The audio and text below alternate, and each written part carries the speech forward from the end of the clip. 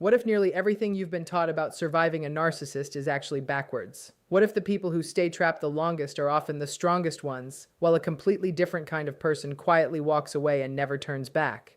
By the time you finish this, you'll understand why being smart isn't enough, being kind isn't enough, and even being confident isn't enough to get free from narcissistic abuse. There's really only one psychological shift that changes the entire equation, and almost nobody sees it coming until they've already lived through it. If you've ever wondered how someone can physically leave a narcissist and still feel emotionally tied to them years later, keep listening, because what follows might finally put words to something you felt but could never quite explain. Most people assume that surviving a narcissist comes down to being tougher, louder, sharper in an argument, or simply refusing to back down. They picture survival belonging to whoever can out-argue the other person, expose every lie, or hold their ground no matter what. They imagine that if they can just become strong enough, intelligent enough, emotionally controlled enough, or verbally quick enough, they will eventually defeat the narcissist at their own game. But that understanding misses something fundamental about narcissistic dynamics. You are not dealing with an ordinary disagreement where two people are trying to reach the truth. You are often dealing with a dynamic in which the argument itself becomes a tool of control. That is why trying to win every argument can actually keep you trapped. A narcissistic person may not need to prove that they are right in any objective sense. They may simply need to keep you engaged. As long as you are explaining, defending, correcting, proving, justifying, clarifying, and responding, the interaction remains centered around them. Your emotional energy continues flowing toward the relationship, even when that energy is anger, frustration, or exhaustion. You may believe you are fighting back, while they experience your continued engagement as evidence that they still have access to you. This is one of the hardest lessons to understand. Sometimes the strongest response is not a better argument, it is refusing to participate in the argument at all. When you have spent months or years trying to make someone understand what they did to you, walking away can feel almost impossible. Your mind keeps saying, but they need to know the truth.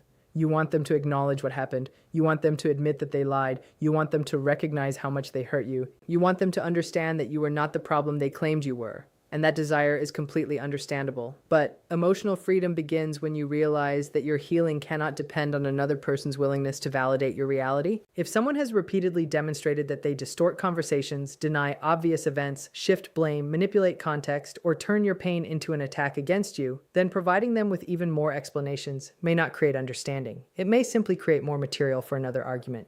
You say, "This is what happened." They say, "That's not what happened." You provide evidence. They question your memory, you explain your intentions, they reinterpret them, you describe how their behavior affected you, they accuse you of being too sensitive, you become frustrated, they point to your frustration as proof that you are unstable. Suddenly, the original issue has disappeared. You are no longer discussing what they did. You are defending your character. That shift is enormously important because it explains why these interactions can become so exhausting. The conversation keeps moving away from the original behavior and toward your reaction to it. Your anger becomes the evidence, your tears become the evidence, your frustration becomes the evidence, your attempt to defend yourself becomes the evidence. And eventually you find yourself standing in the middle of a courtroom you never agreed to enter, trying to prove that you are innocent to someone who has already decided what story they want to tell. Survival requires recognizing the pattern early. You do not have to answer every accusation. You do not have to correct every distortion. You do not have to respond to every provocation. You do not have to explain your boundaries 10 different ways because someone refuses to accept them the first time. A boundary is not a debate invitation. If you say, "I am not willing to continue this conversation while you are insulting me," you do not need to spend another 30 minutes proving why insults are unacceptable. You can simply end the conversation. If someone repeatedly demands explanations for a decision you have already made, you do not have to keep producing new explanations until they approve of your decision. This is where emotional discipline becomes more powerful than verbal aggression. You begin to understand that strength is not always visible. Sometimes strength looks like silence. Sometimes it looks like leaving the room. Sometimes it looks like refusing to respond immediately. Sometimes it looks like saying, "I understand that you see it differently," and refusing to enter another circular argument. And sometimes strength looks like accepting that you may never receive the apology you deserved. That can be painful because many survivors remain psychologically attached to the fantasy of eventual recognition. They imagine a future conversation where everything finally becomes clear. The narcissistic person suddenly understands what they did. They admit the manipulation.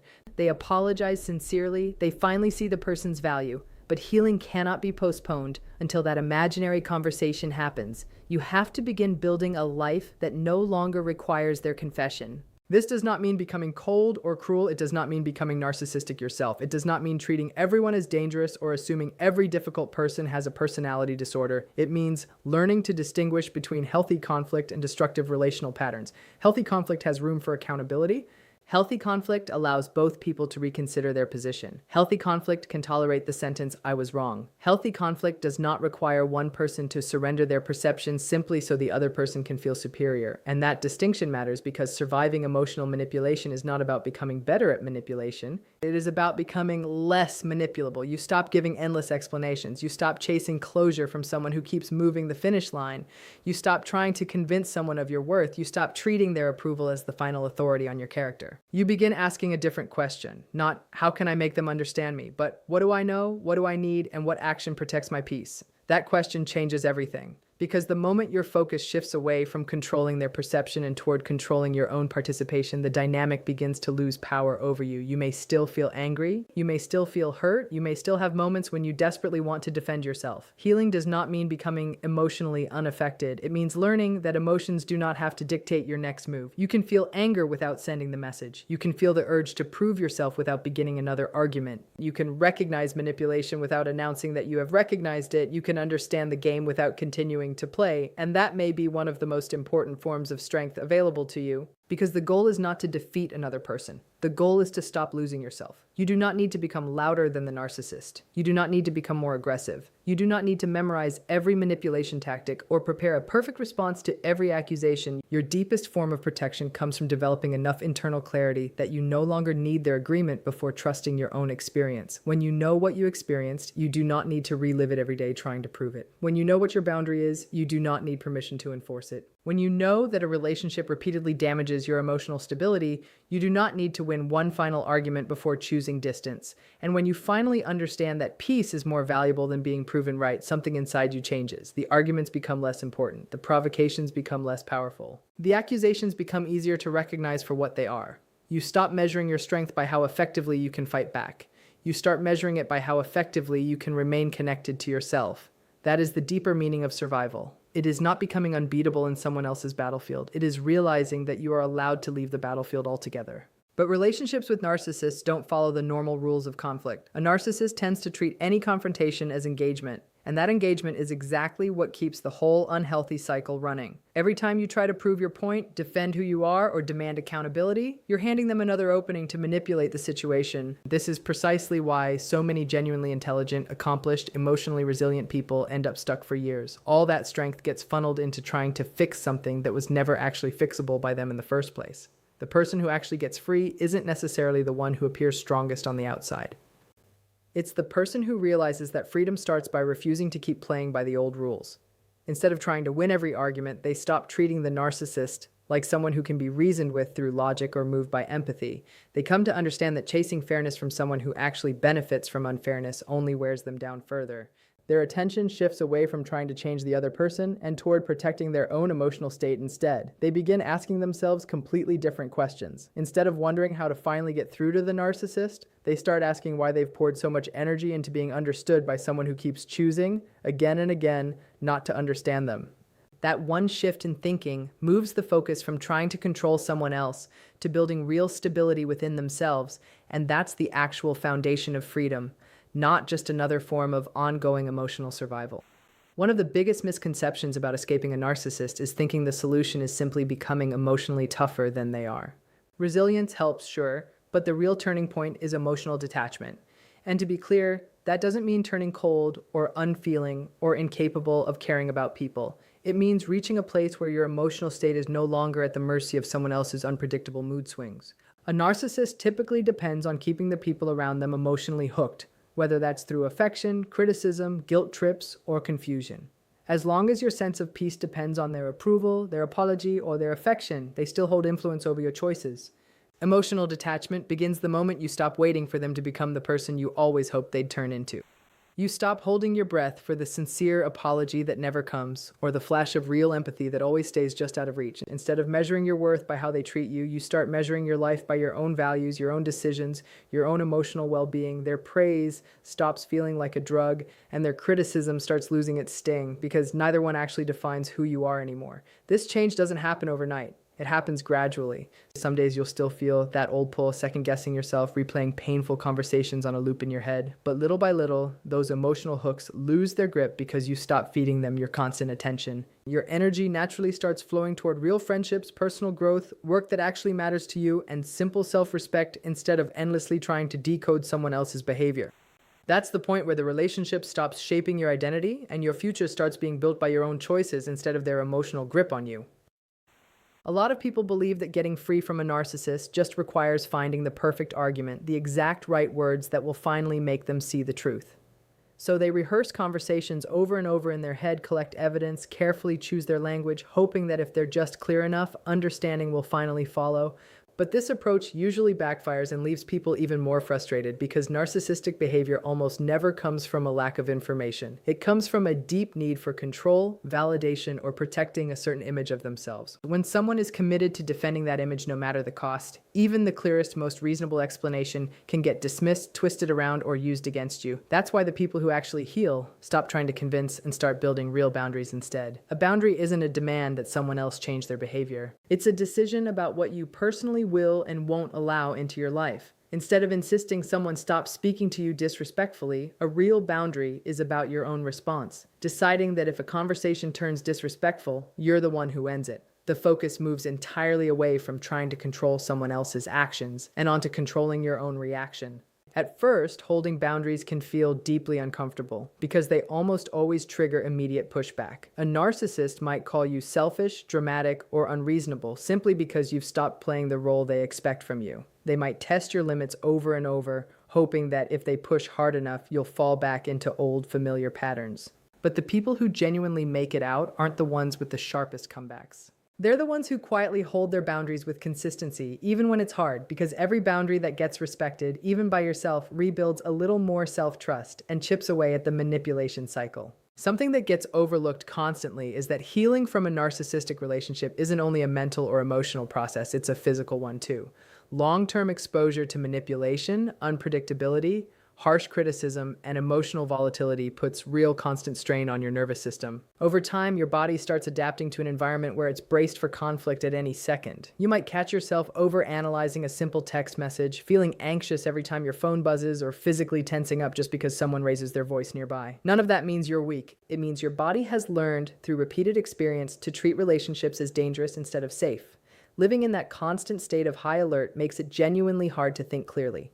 When your nervous system is locked into survival mode, your mind stays preoccupied with trying to prevent the next emotional blow. You might second-guess decisions that should be easy, struggle to focus on ordinary tasks, or feel completely drained even after a full night's sleep. A lot of survivors mistake this for losing their edge or becoming less capable, when really, their brain has simply been running on prolonged stress for far too long. Healing starts when your body finally gets to experience real repeated safety instead of ongoing chaos. Steady routines, relationships that actually support you, enough rest, physical movement, and genuine moments of calm slowly teach your nervous system that not every interaction is hiding a threat. As that happens, your thinking naturally clears up. Your emotions settle into something more balanced and your confidence starts coming back on its own. Instead of reacting on autopilot to every perceived danger, you regain the ability to pause, look at situations clearly, and respond in a way that reflects who you actually are, not the fear that manipulation trained into you over time. One of the deepest traps in a relationship with a narcissist is believing that if you could just explain yourself well enough, they'd finally understand where you're really coming from. So you replay conversations endlessly, choose every word carefully, offer detailed examples, try to prove your honesty, convinced that the real problem is just a misunderstanding. But with a narcissist, the issue is almost never about a lack of clarity. Often they understand exactly what you mean and twist it anyway, because distorting your words protects their need for control or lets them dodge responsibility. The more energy you pour into proving your sincerity, the more depleted you become. It creates this exhausting loop. Every accusation feels like it demands a defense, and every false story feels impossible to just let go. Before long, you're spending more time explaining who you are than actually living as that person. Your focus drifts completely away from your own goals and relationships and gets swallowed up by managing how someone else perceives you. And that's a fight with no real finish line because the bar for finally being understood just keeps moving.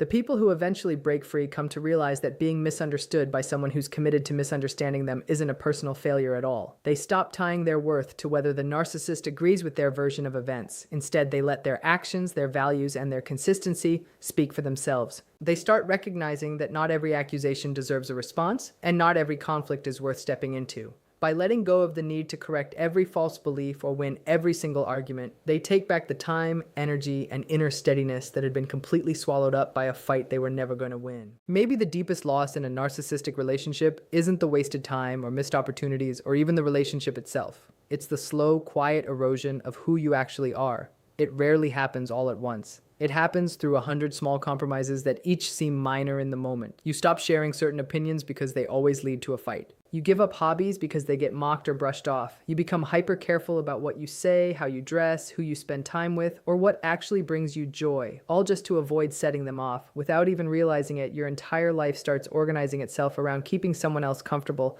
while your own needs quietly fade into the background. Over time, survival takes the place of authenticity. Instead of asking yourself what you actually want, you start asking what will create the least amount of friction. Your choices become driven by fear of criticism or rejection or emotional punishment instead of your genuine preferences. Eventually, the person staring back at you in the mirror starts feeling like a stranger because your energy has gone entirely into adapting rather than actually living. So many survivors describe this as feeling completely disconnected from themselves, unsure of what they even like anymore or what they truly believe. Real recovery starts with slowly rebuilding that lost identity, one choice at a time. It shows up in small acts of self-trust, making decisions without needing approval first, reconnecting with people who genuinely support you, picking back up interests you'd abandoned, and letting yourself feel your own thoughts and emotions without apologizing for them. Every decision rooted in your own values reinforces the truth that your life doesn't have to revolve around someone else's emotional demands. Slowly, your confidence comes back, not borrowed from someone else's approval this time, but built through steady respect for your own voice, your own choices, and your own sense of who you are.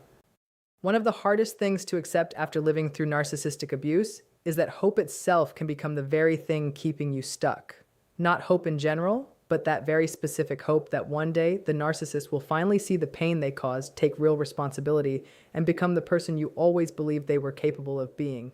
That hope survives disappointment after disappointment because it gets reinforced by the occasional good moment, a flash of kindness, a promise to change, a stretch of time where things feel peaceful again. Those moments trick you into thinking real change is right around the corner, even when the larger pattern never actually shifts. Acceptance isn't the same as approving of what happened, and it isn't pretending the damage didn't occur. It means finally seeing the relationship for what it really is, instead of what you keep hoping it might become. It means recognizing repeating patterns without excusing them, and without convincing yourself that this time will be different just because the words sound more convincing than before. Acceptance replaces endless guessing with real clarity. Instead of asking what if they finally change, you start asking what their actual, repeated behavior has already shown you. That question is rooted in what's real, not in what's merely possible. As acceptance takes hold, you stop pouring emotional energy into waiting for a breakthrough that may never arrive. The constant urge to analyze every conversation, dig for hidden meaning, or read too much into temporary improvements starts to fade. Your decisions start being based on what someone actually does, not on hopeful guesses about what they might become. This shift lets you stop building your life around someone else's potential and start building it around your own well-being, your own values, and your own future, making room for relationships defined by consistency, mutual respect, and real emotional safety instead of uncertainty and repeated letdowns. According to leading voices in psychology who specialize in this area, the person who ultimately survives a narcissist isn't the smartest one, the most successful one, the most attractive one, or even the most emotionally resilient one. It's the person who becomes emotionally independent. Emotional independence means your sense of self-worth no longer rises and falls based on someone else's approval, criticism, affection, or rejection. A narcissist's influence depends entirely on convincing you that your worth is something they get to hand out or take away. As long as you believe that, your emotions stay tethered to their behavior. But the second you stop giving another person that kind of power over you, the whole foundation of their control starts to crumble. If there's one thing worth holding on to from everything covered here, it's this: surviving a narcissist was never really about becoming harder, colder, or more guarded. It's about becoming more connected to yourself than you've ever been before. The person who truly breaks free isn't the one who wins every argument or exposes every single lie. It's the one who simply stops letting someone else's manipulation define who they are, what peace looks like for them, or what their future holds. Healing doesn't happen on the day the narcissist finally changes. It happens on the day you decide to take your life back for yourself.